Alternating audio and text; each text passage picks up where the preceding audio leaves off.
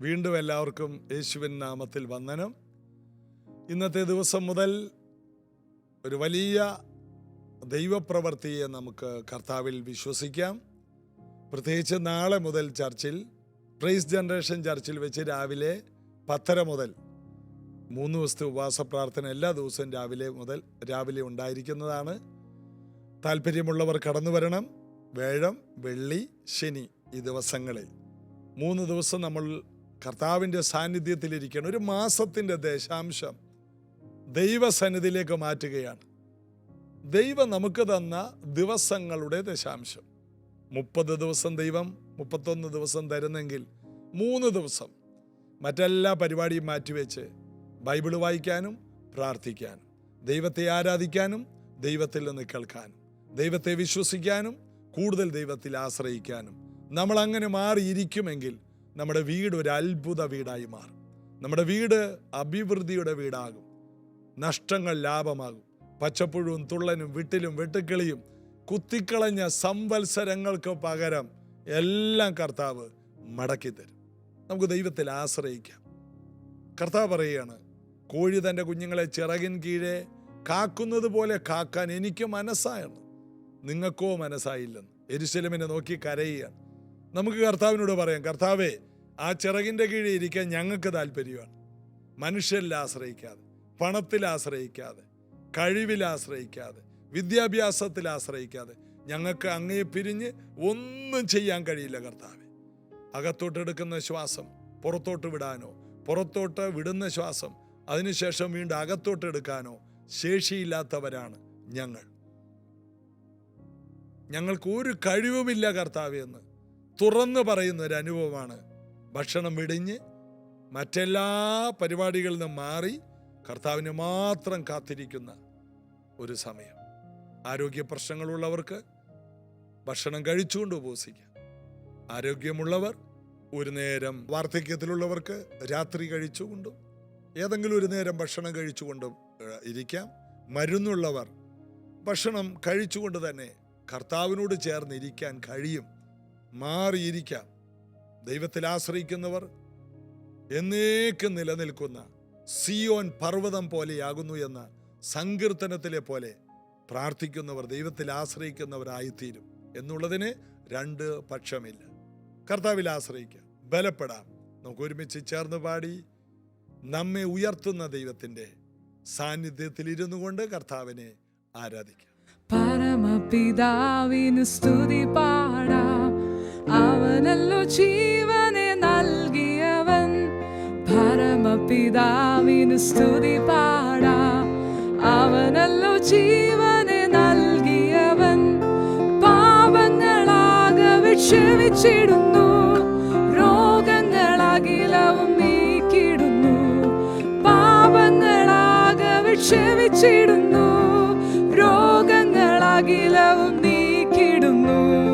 പരമപിതാവിന് സ്തുതി പാടാം, അവനല്ലോ ജീവനെ നൽകിയവൻ.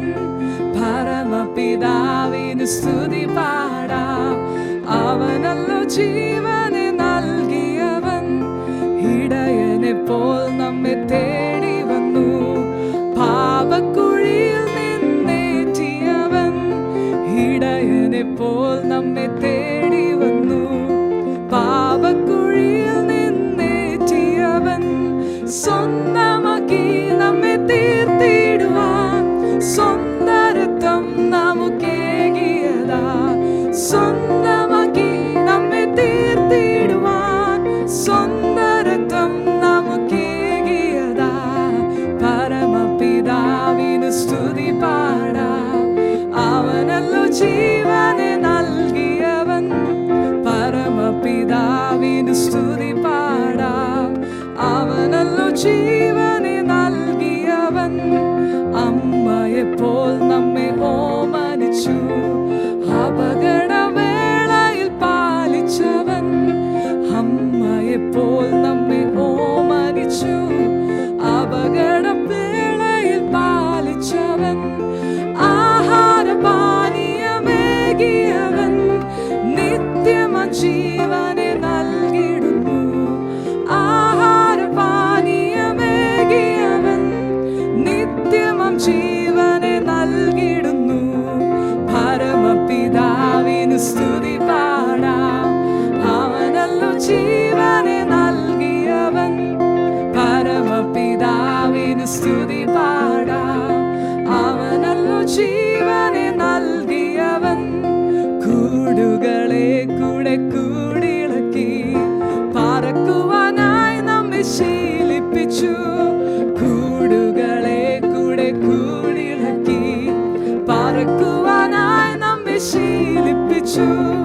ചിറകുകൾ അതിന്മേൽ വായിച്ചു നമ്മെ, നീലം പരിചായി നാം നശിച്ചിടാതെ. ചിറകുകൾ അതിന്മേൽ വായിച്ചു നമ്മെ, നീലം പരിചായി നാം നശിച്ചിടാതെ. സ്തോത്രം ചെയ്യാം ഹൃദയംഗമായി, കുമ്പിടാം അവൻ മുൻപിൽ ആദരവായി. സ്തോത്രം ചെയ്യാം ഹൃദയംഗമായി, കുമ്പിടാം അവൻ മുൻപിൽ ആദരവായി. ഹല്ലേലൂയ പാടാം മോദമോടെ, അവനല്ലോ നമ്മുടെ രക്ഷയിൻ പാറ. ഹല്ലേലൂയ പാടാം മോദമോടെ, അവനല്ലോ നമ്മുടെ രക്ഷയിൻ പാറ. സ്തോത്രം ചെയ്യാം ഹൃദയംഗമായി, കുമ്പിടാം അവൻ മുൻപിൽ ആദരവായി. സ്തോത്രം ചെയ്യാം ഹൃദയംഗമായി, കുമ്പിടാം അവൻ മുൻപിൽ ആദരവായി. ഹല്ലേലൂയ പാടാം മോദമോടെ, അവനല്ലോ നമ്മുടെ രക്ഷയിൻ പാറ. ഹല്ലേലൂയ പാടാം മോദമോടെ, അവനല്ലോ നമ്മുടെ രക്ഷയിൻ പാറ. ഹല്ലേലൂയ പാടാം മോദമോടെ, അവനല്ലോ നമ്മുടെ രക്ഷയിൻ പാറ. ഹല്ലേലൂയ പാടാം മോദമോടെ, അവനല്ലോ നമ്മുടെ രക്ഷയിൻ പാറ. അങ്ങനെ അപ്പോസ്തലന്മാർ ഞങ്ങളും പരിശുദ്ധാത്മാവും ദൈവം യേശുവിനെ ഉയർപ്പിച്ചതിൽ സാക്ഷികളാണ്. വെറുതെയല്ല ഉയർപ്പിച്ചത്, അവൻ മരിച്ചതൊരു മനുഷ്യനെ പോലെ. ഉയർപ്പിച്ചപ്പോൾ അവൻ ആരായി മാറി? അതവിടെ എഴുതിയിട്ടുണ്ട്. ദൈവം അവനെ പ്രഭുവായും രക്ഷിതാവായും തൻ്റെ വലം കൈയാൽ ഉയർത്തിയിരിക്കുന്നു. മരിച്ചപ്പോൾ ഒരു മനുഷ്യനെ പോലെയായിരുന്നു, ആർക്കും എന്തും ചെയ്യാമായിരുന്നു. എന്നാൽ അവൻ ഉയർത്തപ്പോൾ രക്ഷകനും പ്രഭുവുമായി മാറി. യേശുവിനറിയാം, ഈ മന്ദിരം പൊളിപ്പീൻ, 3 ദിവസം കൊണ്ട് ഞാനതിനെ പണിയുമെന്ന് നമ്മുടെ കർത്താവ് പറഞ്ഞു. യേശു ഒരു മനുഷ്യനെ പോലെ നിന്നുകൊടുത്തു. എന്നാൽ ഉയർത്തെഴുന്നേറ്റപ്പോൾ രാജാതി രാജാവും കർത്താതി കർത്താവുമായിട്ട് അവൻ ഉയർത്തെഴുന്നേറ്റു. ക്രിസ്തീയ മാർഗത്തിൻ്റെ ജയമെന്ന് പറയുന്നത് യേശു ഉയർത്തെഴുന്നേറ്റ് ജീവിക്കുന്നു. ആ യേശു പറഞ്ഞു, നിങ്ങൾ ഈ കണ്ടതെല്ലാം ഭൂമിയുടെ അറ്റത്തോളം പോയി സാക്ഷ്യം പറ. വിശ്വസിക്കുന്നവരെ നിങ്ങൾ പിതാവിൻ്റെ പുത്രൻ്റെ പരിശുദ്ധാത്മാവിൻ്റെ നാമത്തിൽ സ്നാനം കഴിപ്പിച്ചിട്ട് ശിഷ്യരാക്ക്. ഞാൻ നിങ്ങളുടെ കൂടെയുണ്ട്. പ്രഭുവും രക്ഷകനുമായ യേശു ഉയർത്തെഴുന്നേറ്റവരോട് പറഞ്ഞു, ഞാൻ ലോകാവസാനത്തോളം നിങ്ങൾ ഭൂമിയിൽ എവിടെ പോയാലും ഞാൻ അവിടെ വരും. എന്നാൽ ഞാൻ മനുഷ്യനായി ജീവിച്ചപ്പോൾ ഞാൻ ഗലീല കടൽ വിട്ട് യെരുശലേം വിട്ടെങ്ങും പോയിട്ടില്ല. ആകെ പോയത് ശമര്യയിൽ മാത്രം. എന്നാൽ ഞാൻ ഉയർത്തെഴുന്നേറ്റ ശേഷം നിങ്ങൾക്ക് മുമ്പാകെ ഗലീലയ്ക്ക് പോകും. നിങ്ങൾ കതകടച്ചിരിക്കുമ്പോൾ ഞാൻ അവിടെ വരും.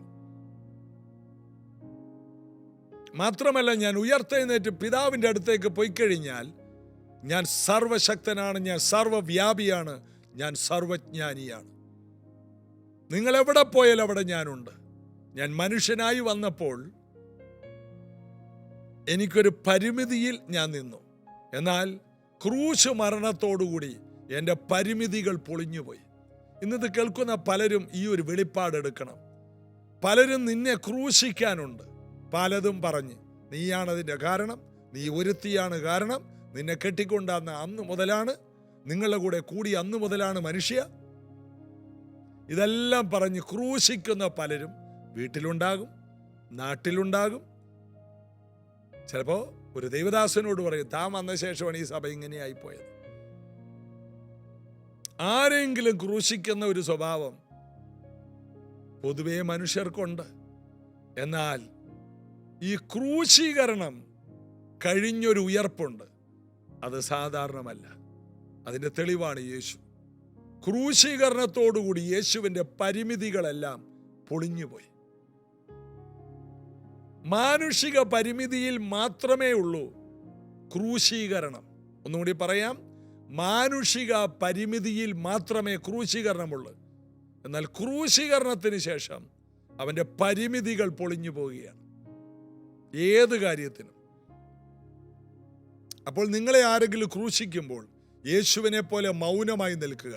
അതിനുശേഷം ആർക്കും ഒതുക്കാൻ കഴിയാത്ത നിലയിൽ ഒരു ഉയർത്തെഴുന്നേൽപ്പുണ്ട്. ഈ സത്യങ്ങൾ നിങ്ങൾ മുറുകെ പിടിക്കണം. ഇന്ന് നിങ്ങളെ ക്രൂശിക്കാൻ പലരുമുണ്ട്. എന്നാൽ ആർക്കും നിങ്ങളെ ക്രൂശിക്കാൻ കഴിയാത്ത നിലയിൽ ദൈവം വലങ്കരം കൊണ്ട് നിങ്ങളെ ഉയർത്തും. വിശ്വസിക്കുന്നവർ ആമേൻ പറയണം. അപ്പോൾ ഇതിങ്ങനെയൊക്കെ പറയുമ്പോൾ ഇതെല്ലാം കേൾക്കുന്നവർക്ക് ഭയങ്കര സന്തോഷമൊന്നും തോന്നുമില്ല. കാരണം പട്ടാളക്കാർക്ക് കാശ് കൊടുത്ത, യൂതയ്ക്ക് കാശ് കൊടുത്ത, 30 വെള്ളി കാശ് കൊടുത്ത പാർട്ടികളോടാണ് ഇത് പറയുന്നത്. ഇവരിതിന് സ്വോത്ര ആമേൻ ആമേൻ പറഞ്ഞ് ഏറ്റെടുക്കൂല. ഇവർക്ക് എന്ത്?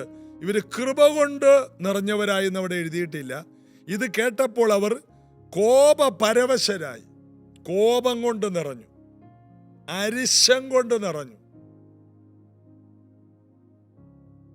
നമ്മൾ ദൈവവചനം കേട്ടാൽ കൃപ കൊണ്ട് നിറയും, ഇവർ കോപം കൊണ്ട് നിറഞ്ഞു. ഈ ദൈവവചനം കേൾക്കുമ്പോൾ അരിശം വരുന്നവരുണ്ടോ? അവരുടെ കാര്യം ഓർക്കുമ്പോൾ ദുഃഖമാണ്. എന്നാൽ ദൈവവചനം കേൾക്കുമ്പോൾ സന്തോഷം കൊണ്ട് നിറയുന്നവരുണ്ടോ? ദൈവവചനം കേൾക്കുമ്പോൾ കൃപ കൊണ്ട് നിറയുന്നവരുണ്ടോ? ദൈവവചനം കേൾക്കുമ്പോൾ ആത്മാവിൽ നിറഞ്ഞ് കൈയടിച്ച് ദൈവത്തെ സ്തുതിക്കുന്നവരെ കണ്ടിട്ടുണ്ടോ? അതിൻ്റെ അർത്ഥം അവർക്ക് ദൈവകൃപ വർദ്ധിക്കുന്നു എന്നുള്ളതാണ്. പത്രോസ് പറഞ്ഞ, അപ്പോസ്തലന്മാർ പറഞ്ഞ ഈ കാര്യങ്ങൾ അവർ നമ്മുടെ നടുവിലാണ് പറഞ്ഞിരുന്നെങ്കിൽ നമ്മൾ ആത്മാവിൽ നിറഞ്ഞാന്, നമ്മൾ കൃപകളാൽ നിറഞ്ഞാന്. ഇതേ ആൾക്കാർ കൊർന്നല്യോസിന്റെ വീട്ടിൽ ഇതിന്റെ 10 പറഞ്ഞില്ല, പറഞ്ഞു തുടങ്ങിയുള്ളൂ. 1 മിനിറ്റ് പോലും പറഞ്ഞില്ല. അതിനുള്ളിൽ 1 മിനിറ്റ് പോയിട്ട് 1/2 മിനിറ്റ് പോലും പറഞ്ഞില്ല. അതിനുള്ളിൽ കൊർന്നല്യോസിന്റെ വീട്ടിലിരുന്ന എല്ലാവരും പരിശുദ്ധാത്മാവിൽ നിറഞ്ഞു. അപ്പൊ ഈ കോപം കൊണ്ട് നിറഞ്ഞെങ്കിൽ, അരിശം കൊണ്ട് നിറഞ്ഞെങ്കിൽ, ക്രോധം കൊണ്ട് നിറഞ്ഞെങ്കിൽ ഇവരിൽ വ്യാപരിക്കുന്നത് എന്താണ്? ദൈവത്തിന്റെ വിളിയും തെരഞ്ഞെടുപ്പും ഇല്ലാത്തവരാണിവർ. ദൈവത്തിന്റെ വിളിയുള്ള കൊർന്നല്യോസിനെ നോക്ക്, അവരുടെ വീട്ടിലെല്ലാവരും കൃപ കൊണ്ട് നിറയുന്നു. എൻ്റെ പ്രിയപ്പെട്ടവരെ, ദൈവവചനം ദിവസവും ജീസസ് എവരിഡേയിലൂടെ കേൾക്കുമ്പോൾ നമ്മൾ കൃപ കൊണ്ട് നിറയുകയാണ്. എന്നാൽ പലരും നമ്മളൊക്കെ കേൾക്കുന്ന പ്രസംഗങ്ങൾ, പല ദൈവദാസന്മാരുടെ പ്രസംഗം അവരെ ആരുഷ്യം കൊണ്ട് നിറക്കുകയാണ്, അവർ വിമർശനം കൊണ്ട് നിറയുകയാണ്, ഒരു വൈരാഗ്യം കൊണ്ട് നിറയുകയാണ്. എന്നാൽ യേശുവിനെയല്ലേ പ്രസംഗിക്കുന്നത്? ശാഠ്യത്തോടെയാണെങ്കിലും സമാധാനത്തോടെയാണെങ്കിലും ക്രിസ്തുവിനെയല്ലേ പ്രസംഗിക്കുന്നതെന്ന് വിചാരിച്ചാൽ മതി. ഇല്ല, പൗലോസിനെ പോലെ ശാന്തനാകാൻ പറ്റുന്നില്ല. പൗലോസ് പറയാണ്, ചിലർ എന്നോടുള്ള ദേഷ്യ നിമിത്തം ക്രിസ്തുവിനെ പ്രസംഗിക്കുന്നു. എന്തെങ്കിലും ആട്ടെ, ഒരു ക്രിസ്തുവിനെ പ്രസംഗിക്കുന്നുണ്ടല്ലോ എന്ന് പറഞ്ഞ് പൗലോസിനെ പോലെ അതിൽ ശാന്തമാകാൻ കഴിയാത്തവരും സമൂഹത്തിലുണ്ടാകും. കേൾക്കാൻ ചെവിയുള്ളവർ കേൾക്കട്ടെ. ദൈവവചനം കേട്ടാൽ കൃപ കൊണ്ട് നിറയും. ദൈവവചനം കേട്ടാൽ അഭിഷേകത്താൽ നിറയും. ദൈവവചനം കേട്ടാൽ കൃപാവരങ്ങളാൽ നിറയും. ദൈവവചനം കേട്ടാൽ വിശ്വാസത്താൽ നിറയും. ദൈവവചനം കേട്ടാൽ സന്തോഷത്താൽ നിറയും. ദൈവവചനം കേട്ടാൽ സൗഖ്യത്താൽ നിറയും. ദൈവവചനം കേട്ടാൽ അത്ഭുതങ്ങൾ കൊണ്ട് നിറയും. ഇതൊക്കെയാണ് ദൈവവചനം കേൾക്കുന്ന ആത്മനിറവുള്ള പ്രസംഗം കൊണ്ട് സംഭവിക്കുന്നത്.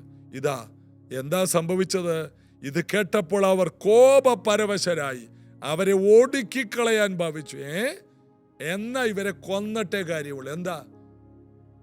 യേശുവിനെ ദൈവം വലങ്കയ്യാൽ ഉയർപ്പിച്ചു എന്നുള്ള വാർത്ത എത്ര നല്ല വാർത്തയാണ്! ഏത് മനുഷ്യനെയും മാറ്റിമറിക്കുന്ന വാർത്ത, ഏത് മനുഷ്യനെ രൂപാന്തരപ്പെടുത്തുന്ന വാർത്ത, ഏത് മനുഷ്യന്റെ പാപത്തെ തുടച്ചു മാറ്റുന്ന വാർത്ത. ഇതുപോലൊരു വാർത്ത പിന്നെ ഭൂമിയിലുണ്ടോ? അതുകൊണ്ടാണ് ഈ വാർത്തയെ വിളിക്കുന്നത് സുവിശേഷം, നല്ല വിശേഷം. ഈ വിശേഷത്തെ, ഗുഡ് ന്യൂസ്, ഈ നല്ല വിശേഷത്തെ എന്തിനു എതിർക്കുന്നു? ഇത് പറയുന്നവർ എന്തിനു കൊല്ലാൻ ഭാവിക്കുന്നു? ഇതിന്റെ പിന്നിൽ വ്യാപരിക്കുന്ന ശക്തി വേറെയാണ്. ഇന്ന് അനുഗ്രഹീതരായ ദൈവദാസന്മാരാൽ അനുഗ്രഹങ്ങൾ ഒഴുകുമ്പോൾ അവരെ ഒടുക്കിക്കളയാൻ ഭാവിക്കുന്ന പലരുണ്ട്. പിശാചിനാൽ പിടിക്കപ്പെട്ടവരുണ്ട്. ആത്മീകരെന്ന് പറയുന്നവർ പോലും അവരെ ചതിക്കുകയാണ്. അതുകൊണ്ട് യേശു തന്നെ പറഞ്ഞു, നിന്റെ സഹോദരന്മാര് പോലും നിന്നെ ചതിക്കും. സ്വന്തം പിതാവും മാതാവും വരെ നിനക്കെതിരായി തിരിയും.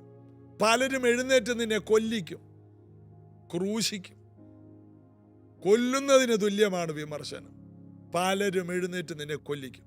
എന്നാൽ അവസാനത്തോളം സഹിച്ചു നിൽക്കുന്നവൻ രക്ഷിക്കപ്പെടും. സഹിച്ചു നിൽക്കണം, പൂർണ്ണ സഹിഷ്ണുത. ബൈബിൾ പറയുന്നു, അപ്പോസ്തലന്മാരുടെ ലക്ഷണമോ, 2 കൊരിന്ത്യരിൽ പറയുന്നു, അപ്പോസ്തലന്മാരുടെ ലക്ഷണമോ പൂർണ്ണ സഹിഷ്ണുതയാലും അത്ഭുതങ്ങളും അടയാളങ്ങളാലും എന്നവിടെ എഴുതിയിരിക്കുന്നു. അത്ഭുതവും അടയാളവും ഒന്നാമതല്ല, പൂർണ്ണ സഹിഷ്ണുത. അതിൻ്റെ അർത്ഥം സഹിച്ച് സഹിച്ച് സഹിച്ച് സഹനത്തിൻ്റെ പരിമിതി, ആ ബോർഡർ പൊട്ടിപ്പോയി. പിന്നെ സഹിക്കാനൊരു ശീലമാണ്. സഹിച്ച് സഹിച്ച് സഹിച്ച് സഹിക്കാനുള്ള ഒരു ശീലമുണ്ടായി. അത് ദൈവം നമുക്ക് തരുന്ന ഒരു വലിയ കൃപയാണ്. ന്യൂ ഇന്ത്യ ചർച്ച് ഓഫ് ഗോഡിൻ്റെ പ്രസിഡന്റ്, അദ്ദേഹത്തിൻ്റെ കൂടെ വി. തമ്പിച്ചാൻ്റെ കൂടെ ഞാൻ ഒത്തിരി യാത്ര ചെയ്തിട്ടുണ്ട്. ഞാനൊരു പ്രാർത്ഥിക്കുന്ന ഒരു യൗവനക്കാരനായിരിക്കുന്ന കാലത്ത് തമ്പിച്ചാൻ പറഞ്ഞു, ജോഷി, എൻ്റെ കൂടെയൊക്കെ പ്രാർത്ഥിക്കാൻ നീ എൻ്റെ കൂടെ ഇരിക്കണം. അങ്ങനെ തമ്പിച്ചാൻ്റെ കൂടെ എൻ്റെ സുവിശേഷ വേലയുടെ ആരംഭകാലത്ത് തമ്പിച്ചാൻ എന്നെ കൂടെ പ്രാർത്ഥിക്കാൻ, ആൻറ്റിയും മറിയാമ്മ തമ്പിയും ആ കുടുംബവും അവരുടെ കൂടെ പ്രാർത്ഥനയൊക്കെ ഇരിക്കും. അങ്ങനെ ഒരു ദിവസം തമ്പിച്ചാൻ്റെ വീട്ടിൽ പാർത്ത് രാവിലെ എഴുന്നേറ്റപ്പോൾ ഒത്തിരി പാസ്റ്റേഴ്സ് അദ്ദേഹത്തെ കാണാൻ പറ്റും. 4500ഓളം സഭകളുള്ള ന്യൂ ഇന്ത്യ ചർച്ച് കൊണ്ട് പ്രസിഡന്റിന്റെ മുൻപിൽ വരുന്നത് പാസ്റ്റർമാർ അവരുടെ ആവശ്യങ്ങളും പല വിഷമങ്ങളും പറയും. സാമ്പത്തിക ആവശ്യമുണ്ട്, സിമിത്തേരിയില്ല, ചർച്ചിൻ്റെ കാര്യങ്ങൾ, പിള്ളേരുടെ കാര്യം, കുടുംബ വിഷമങ്ങൾ, സഭയിലെ വഴക്ക്, ഇതെല്ലാം പരിഹരിക്കാൻ തമ്പിച്ചാനൊരു ചാരികസേനയിൽ കിടക്കും. അപ്പോൾ ഒരു പാസ്റ്റർ ഒരിക്കലും ഇങ്ങനെ പറയുകയാണ്, എൻ്റെ തമ്പിച്ചായ സഹിച്ച് സഹിച്ച് സഹിച്ച് മടുത്തു. അല്ലെങ്കിൽ അദ്ദേഹം പറഞ്ഞ വാക്കിന് ക്ഷമിച്ച് ക്ഷമിച്ച് നെല്ലിപ്പലക കണ്ടു. ഈ കിണറിൻ്റെ അടിയിൽ കിണർ കുഴിച്ച് ഏറ്റവും ഒടുവിലിടുന്ന ഒരു പലകയാണ് നെല്ലിപ്പലക. അത് ഏതൊരു മരമാണ്, നെല്ലിമരമാണോ എന്നറിയില്ല. ആ പലകയിടും. അപ്പോൾ അതിൻ്റെ മുകളിലോട്ട് ചെളിയൊന്നും വരില്ല, നല്ല ഉറവകൾ വരും. അപ്പോൾ ഏറ്റവും അടിയിൽ, ഏറ്റവും അടിത്തട്ടിലിടുന്നതാണ്, ഏറ്റവും ഒടുവിൽ. അതായത് ഇനി അതിൻ്റെ താഴോട്ട് കുഴിക്കുന്നില്ല, തീർന്നു. അതാണ് അതിൻ്റെ അർത്ഥം. അപ്പോൾ ക്ഷമിച്ച് ക്ഷമിച്ച് തമ്പിച്ചായ നെല്ലിപ്പലക കണ്ടു. അപ്പോൾ തമ്പിച്ചാൻ ചാരി കിടന്നുകൊണ്ട് ആ കസേര കിടന്നുകൊണ്ട് ഉറക്കെ ചിരിച്ചിട്ട്, അദ്ദേഹത്തിൻ്റെ പേര് കറിയാച്ചൻ എന്നിരിക്കട്ടെ, വന്ന ആള്, എൻ്റെ കറിയാച്ച, ക്ഷമയ്ക്ക് നെല്ലിപ്പലകയില്ല, ബാക്കി എല്ലാത്തിനും നെല്ലിപ്പലകയുണ്ട്. അതായത് ക്ഷമിക്കുന്നതിന് ഒരു പരിധിയില്ല. അതിൻ്റെ പേരാണ് പൂർണ്ണ സഹിഷ്ണുത. അപ്പോസ്തലന്റെ ലക്ഷണമാണ് പൂർണ്ണ സഹിഷ്ണുത. യേശു ഒരു അപ്പോസ്തലനായിരുന്നു. യേശുവിൻ്റെ സഹിഷ്ണുത ഭയങ്കരമായിരുന്നു. അതുകൊണ്ട് നമ്മുടെ കർത്താവിൻ്റെ ആ സഹിഷ്ണുതയാണ് നമ്മുടെ വിജയം. കർത്താവിൻ്റെ ആ കരുണ, കർത്താവ് നമ്മളോട് എന്തോരം സഹിച്ചു. നമ്മൾ വിശ്വാസത്തിൽ വന്നു, പിന്മാറ്റത്തിൽ പോയി. എൻ്റെ കാര്യമാണ്, ഞാൻ വിശ്വാസത്തിൽ വന്നു, പിന്മാറിപ്പോയി, വിശ്വാസത്തിൽ വന്നു, പിന്മാറിപ്പോയി. പിന്നീട് വിശ്വാസത്തിൽ വന്നു, കർത്താവിൻ്റെ വേലയിൽ ഇറങ്ങി, ഹൃദയം കൊണ്ട് പലപ്പോഴും പിന്മാറിപ്പോയി, ആരും അറിഞ്ഞില്ല. അപ്പോഴെല്ലാം ഭയങ്കര പ്രസംഗമാണ്. ഹൃദയം കൊണ്ട് മടുത്തു മാറിപ്പോയി. എന്നാൽ ഹൃദയങ്ങളെ തൂക്കി നോക്കുന്നവനറിയാം, ഇവൻ പ്രസംഗിക്കുന്നുണ്ടെങ്കിലും ഹൃദയം എന്നെ വിട്ട് ദൂരെയാണ്. എത്രയോ തവണ. എന്നിട്ടും കർത്താവ് എനിക്ക് വേണ്ടി മാത്രം സഹിച്ചതോർത്താൽ, കർത്താവ് ഇതിനൊന്നും ശിക്ഷിച്ചൊന്നുമില്ല. ചെയ്യുന്നതിന് അപ്പോൾ ഒരടി വെച്ചൊന്നും തന്നില്ല. കർത്താവിനറിയാം, ഞാൻ ഇവന് വേണ്ടി വില മുടക്കിയതൊന്നും വെറുതെ ആകത്തില്ല.